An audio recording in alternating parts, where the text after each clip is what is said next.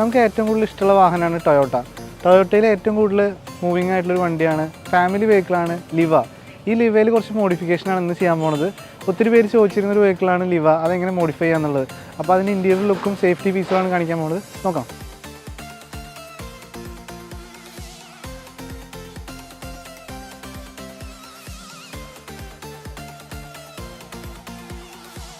ആദ്യം തന്നെ നമ്മുടെ ക്ലയൻറ്റിനുണ്ടായിരുന്ന സംശയമാണ്, രാത്രി ഒരുപാട് ഡ്രൈവ് ചെയ്യാറുണ്ട്, അതുപോലെ തന്നെ ഡ്രൈവിങ്ങിൽ ഒത്തിരി പ്രോബ്ലംസ് വരാറുണ്ട്. ആൾ എബ്രോഡ് ആയതുകൊണ്ട് തന്നെ NRI ആണ്, ഫാമിലിയാണ് കൂടുതൽ സമയം ഡ്രൈവ് ചെയ്യാറ്. അപ്പോൾ അവരുടെ സേഫ്റ്റി ഒരു കൺസേൺ ആയതുകൊണ്ട് തന്നെ നമ്മൾ ആദ്യം ചൂസ് ചെയ്തത് അവരുടെ ഡാഷ് ക്യാമറ ആയിരുന്നു. പലർക്കുള്ള സംശയമാണ് ഡാഷ് ക്യാം ചൂസ് ചെയ്യുമ്പോൾ എന്തിനാണ് ഡാഷ് ക്യാം വെക്കുന്നത് എന്നുള്ളത്. ഒന്ന് നമ്മുടെ സേഫ്റ്റി ഫീച്ചറാണ്. നമ്മൾ പല സ്ഥലങ്ങളിലും പോകുമ്പോൾ ആക്സിഡൻറ്റ്സ് ഉണ്ടാവാറുണ്ട്. ഈ ആക്സിഡൻറ്റ്സ് ഉണ്ടാകുമ്പോൾ നമുക്ക് മണി ലോസ് വരും. ഇതില്ലാണ്ടിരിക്കാനും തർക്കങ്ങൾ ഒഴിവാക്കാനും ഈ പറഞ്ഞ സേഫ്റ്റി വളരെ അത്യാവശ്യമാണ്. ഇത് നൈറ്റിലായിക്കോട്ടെ പകൽ സമയമായിക്കോട്ടെ വിഷ്വൽസ് വളരെ കൃത്യമായിട്ട് നമുക്ക് സേവ് ചെയ്യാനായിട്ട് സാധിക്കും. അതുപോലെ തന്നെയാണ് നമുക്ക് അടുത്ത യൂസേജാണ്, നമ്മൾ ഡ്രൈവ് ഒരുപാട് പോകാറുള്ള ആൾക്കാരായിരിക്കും. ഡ്രൈവ് പോകുമ്പോൾ ഒത്തിരി വിഷ്വൽസും ഇതൊക്കെ നമ്മൾ കാണാറുണ്ട്. നമ്മൾ മൊബൈലിൽ ഷൂട്ട് ചെയ്യാൻ പോകാറുണ്ട്. ഈ മൊബൈലിൽ ഷൂട്ട് ചെയ്യുമ്പോൾ ഒന്നില്ലെങ്കിൽ ഷെയ്ക്ക് വരും, അതല്ലെങ്കിൽ ക്ലാരിറ്റി ഉണ്ടാവില്ല. അതുകൂടാണ്ട് ആക്സിഡൻറ്റ്സ് നമുക്ക് വരാൻ സാധ്യതയുണ്ട് നമ്മൾ ഡ്രൈവ് ചെയ്യുമ്പോൾ മൊബൈലൊക്കെ യൂസ് ചെയ്യുമ്പോൾ.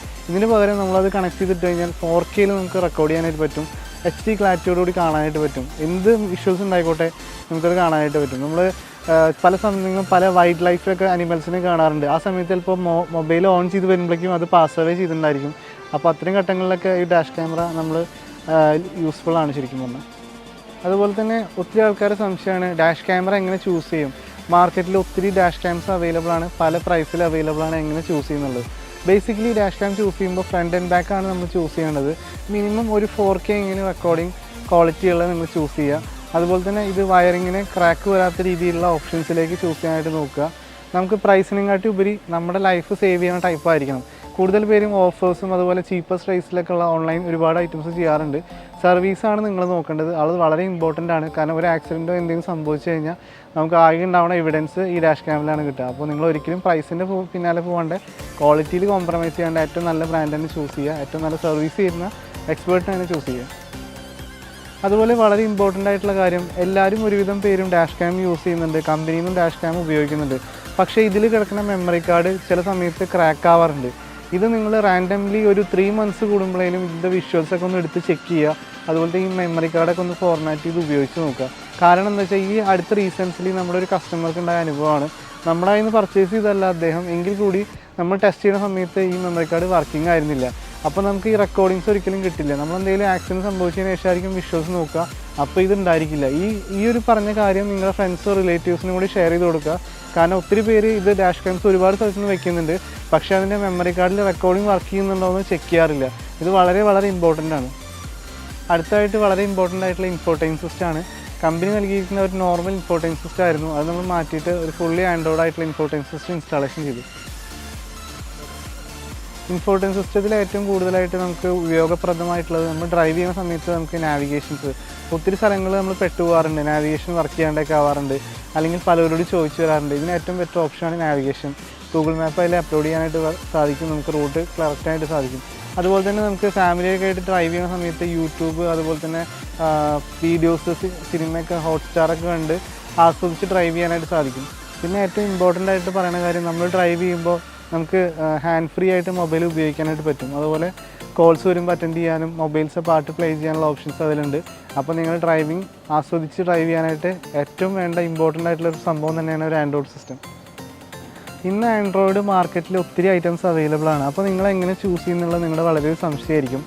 ഞാൻ ഏറ്റവും കൂടുതൽ പറയാറ്, നിങ്ങൾ ഒത്തിരി പ്രൈസ് കോമ്പറ്റീഷൻ അതുപോലെ ഒരുപാട് സ്പെക്കുകളിലേക്ക് പോവാണ്ട് ഏറ്റവും കൂടുതലായിട്ട് മാർക്കറ്റിൽ അവൈലബിൾ ആയിരുന്ന എക്സ്പീരിയൻസ് ഉള്ള എക്സ്പെർട്ടൈസ് ഉള്ള ഒരു ബ്രാൻഡ് നിങ്ങൾ തിരഞ്ഞെടുക്കുക. കാരണം ഇന്ന് ഒരുപാട് ഫീച്ചേഴ്സ് ആൻഡ്രോയിഡിൽ വരുന്നുണ്ട്. അതുപോലെ പല റേറ്റ്സിൽ അവൈലബിൾ ആണ്, പല ബ്രാൻഡിൽ അവൈലബിൾ ആണ്. നിങ്ങൾ വാങ്ങുന്നത് ഒരു ട്രസ്റ്റ് ആയിട്ടുള്ള ഒരു ഷോപ്പിൽ നിന്നോ ആയിരിക്കണം. കാരണം ഒരു എക്സ്പേർട്ടിൻ്റെ സഹായത്തോടെ മാത്രം വാങ്ങിക്കുക. ഇന്ന് ഓൺലൈനിലായിക്കോട്ടെ ഓഫ്ലൈനിലായിക്കോട്ടെ ഒത്തിരി ഫീച്ചേഴ്സ് അവൈലബിൾ ആണ്. ആക്ച്വലി ഈ ഫീച്ചേഴ്സ് എല്ലാം കറക്റ്റ് വർക്കിംഗ് തന്നെ ചെയ്യാറില്ല പലപ്പോഴും. അപ്പോൾ നിങ്ങളുടെ മണി ലോസ് വരാണ്ട് നിങ്ങൾ ശ്രദ്ധിക്കുക. അതുപോലെ പല ഓൺലൈൻ പർച്ചേസിലും ഓഫ്ലൈൻ പർച്ചേസിലും ചീപ്പസ്റ്റ് ആയിട്ട് കിട്ടുന്ന പല ബ്രാൻഡ്സിനും വാറൻറ്റി തന്നെ അവൈലബിൾ ആയിരിക്കില്ല. അതായത് നമുക്കൊരു 3 to 5 year എങ്കിലും ആ കമ്പനി റൺ ചെയ്താൽ മാത്രമേ ആ കമ്പനിയിൽ പ്രൊഡക്റ്റ് നമ്മൾ വാങ്ങിച്ച് ഉപയോഗിക്കാനായിട്ട് പറ്റുള്ളൂ. കാരണം ആഫ്റ്റർ സർവീസും കൂടി നമുക്ക് കിട്ടണം. നമുക്ക് എല്ലാ കൊല്ലവും ഓരോ പ്രൊഡക്റ്റ് മാറ്റി ഉപയോഗിക്കാനായിട്ട് വാങ്ങിക്കാനായിട്ട് സാധിക്കില്ലല്ലോ. അപ്പോൾ നിങ്ങൾ എപ്പോഴും ഒരു എക്സ്പേർട്ടിൻ്റെ സഹായത്തോടെ മാത്രം ബ്രാൻഡ് ചൂസ് ചെയ്യുക. അതുപോലെ നമുക്ക് എടുത്ത് പറയേണ്ട സംഭവമാണ് നമുക്കൊരു സൗണ്ട് സിസ്റ്റം, ഒരു കിഡ്ലൻ സൗണ്ട് സിസ്റ്റം വെക്കണം എന്നുള്ളത്. അപ്പോൾ ഇതിലൊരു മീഡിയം റേഞ്ച് വരുന്ന ഒരു സബ് വൂഫർ നമ്മൾ ഇൻസ്റ്റാളേഷൻ ചെയ്തിട്ടുണ്ട്. ഇത് ഡിക്കി സ്പേസിനെ ഒരുപാട് അങ്ങോട്ട് എഫക്റ്റ് ചെയ്യാത്ത രീതിയിലുള്ള സംഭവമാണ്. ഒരു മിഡിൽ റേഞ്ച് ഐറ്റമാണ്, അതുകൊണ്ട് തന്നെ നല്ല എഫക്റ്റും അതുപോലെ തന്നെ നമുക്ക് അഫോർഡബിൾ ആവുന്ന റേറ്റിലുള്ള ഒരു ഐറ്റം തന്നെയാണ്. ഇതും നമുക്കൊരു ഇമ്പോർട്ടൻ്റ് ആയിട്ട് സംഭവം തന്നെയാണ്. ഇതിലുള്ള എല്ലാ പ്രൊഡക്റ്റും നമ്മൾ കപ്ലേഴ്സ് ഉപയോഗിച്ചും സേഫ്റ്റി ഫീച്ചേഴ്സ് ഉപയോഗിച്ചിട്ടും ഹൈലി പ്രൊഫഷണൽ ആയിട്ടാണ് ചെയ്തിരിക്കുന്നത്. അപ്പോൾ ഇതുപോലെ എക്സ്പീരിയൻസ് ആയിട്ടുള്ള ഇൻഡസ്ട്രിയിൽ തന്നെ എക്സ്പേർട്ട് ആയിട്ടുള്ള ആൾക്കാരെ വർക്കുകൾ നിന്ന് ഏൽപ്പിക്കുക. അപ്പോൾ ഇതുപോലെ ഒത്തിരി വെഹിക്കിൾസ് നമ്മൾ അപ്ഡേഷനും ഒക്കെ ചെയ്യുന്നുണ്ട്. അപ്പോൾ നിങ്ങളുടെ വണ്ടി ഏതാണ്, നിങ്ങൾക്ക് എങ്ങനെയാണ് അപ്ഡേഷൻ ചെയ്യുന്നതെന്നുള്ള കമൻറ്റ് ബോക്സിൽ ഇടുക. അടുത്ത വീഡിയോ നമുക്ക് ചെയ്യാം. Sreejil Kalingal, premium automotive consultant, delta.